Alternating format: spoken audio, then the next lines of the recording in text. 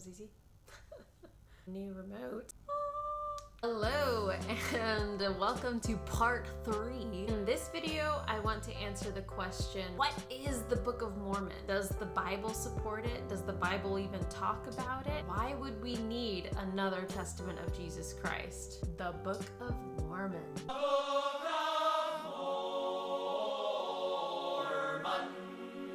You have probably heard of this book. It is the reason why Latter-day Saints are referred to as Mormons. What is the Book of Mormon? In a nutshell, another testament of Jesus Christ. In a slightly bigger nutshell, a record of God's dealings with ancient inhabitants of the Americas and contains the fullness of the everlasting gospel. Like the Bible, it was written by many ancient prophets, but the words of these prophets were quoted and abridged by a prophet historian named Mormon, hence the Book of Mormon. You can read a full explanation of what the book is, what it's about, who it's about, how it came to be on the Book of Mormon's introduction page, which you can find at the link in the description below. You can also request a free copy of the Book of Mormon, link in the description. Does the Bible support the Book of Mormon? Yes. Notice the Bible and the Book of Mormon are right there next to each other.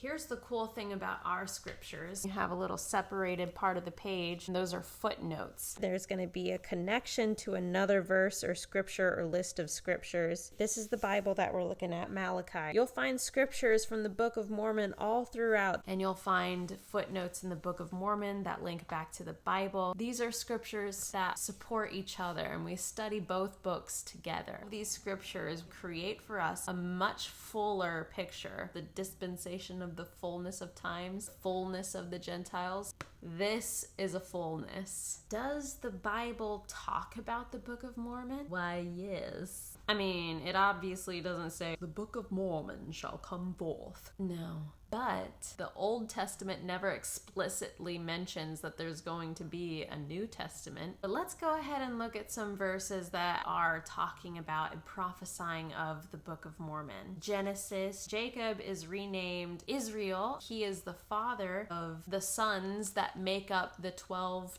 tribes of Israel. Knowledge. The Book of Mormon begins by following a family out of Jerusalem who are descendants of Joseph. Before Jacob or Israel's death, he gives Joseph a blessing. He blesses not only Joseph, but Joseph's posterity, his descendants. Joseph is a fruitful bough, even a fruitful bough by a well, whose branches run over the wall. What does it even mean? Joseph is a fruitful bough. He has a lot of descendants. His branches or descendants run over the wall of the well. This is the ocean. The ocean is like a wall because it is very difficult to cross. Joseph's descendants cross the ocean to the American continent. They are the people that the Book of Mormon talks about. Jacob is prophesying about the people of the Book of Mormon. Next, say hi. Hi. This is Psalm 85. Truth shall spring out of the earth. Truth shall spring out of the earth.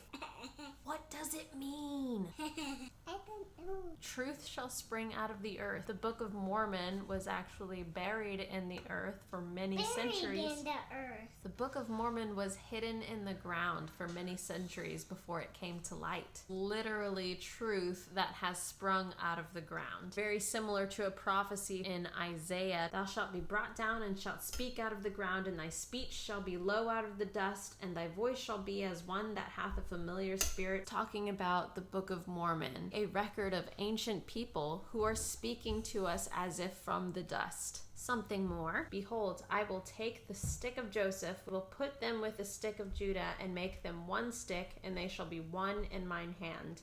We talked about Joseph already, that Joseph is an ancestor of the Book of Mormon people. The stick of Joseph is in reference to the Book of Mormon, which is a record of the descendants of Joseph. The Holy Bible is the stick of Judah, which is a record of the descendants of Judah. These two sticks shall be one in mine hand. What?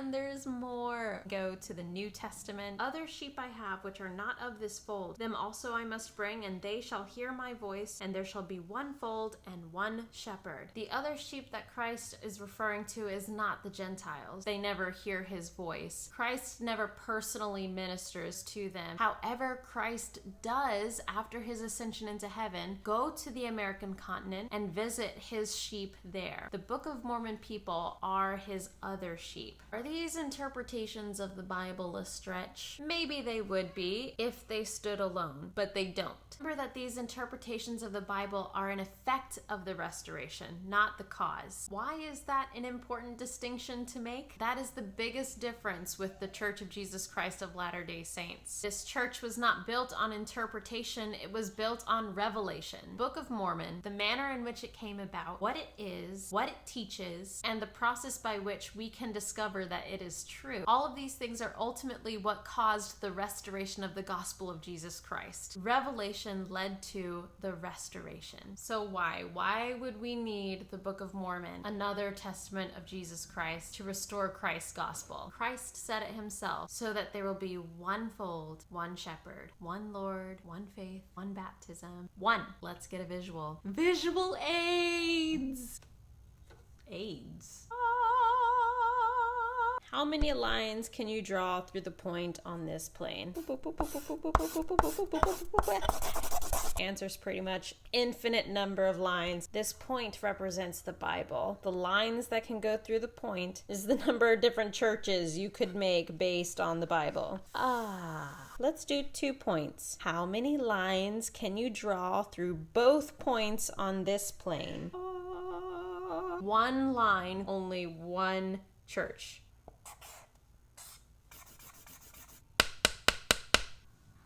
This is why another testament of Jesus Christ was needed. You have a fullness of the gospel, not a blindness in part. I can explain and explain and explain why it's reasonable that the Book of Mormon is true, but how can you know that the Book of Mormon is true? We find instruction in the book itself. Hearken unto these words and believe in Christ. And if ye believe not in these words, believe in Christ. And if ye shall believe in Christ, ye will believe in these words, for they are the words of Christ. And he hath given them unto me, and they teach all men that they should do good. Believe in Christ. Develop a relationship with Christ. If you feel like you already have that relationship, you're already halfway to discovering the truth of the Book of Mormon. If you don't already believe in Christ, reading the Book of Mormon will help you develop that belief. The Book of Mormon talks of Christ, rejoices in Christ, preaches of Christ, prophesies of Christ. But behold, if ye will awake and arouse your faculties, even to an experiment upon my words, and exercise a particle of faith, yea, even if ye can no more than desire to believe, let this desire work in you, even until ye believe in a manner that ye can give place for a portion of my words. You need to want to believe that the Book of Mormon is true. If you are reading it without that desire, you're just reading a book. You need to get motivated and experiment with the words. Do the things they tell you to do. What are some of the things the Book of Mormon asks you to do? Here's a nice summary. Come unto Christ and be perfected in him, and deny yourselves of all ungodliness. And if ye shall deny yourselves of all ungodliness, and love God with all your might, mind, and strength, then is his grace sufficient for you, that by his grace ye may be perfect in Christ. And if by the grace of God ye are perfect in Christ, ye can in no wise deny the power of God. There is one last thing to do to find out for yourself if the Book of Mormon is true.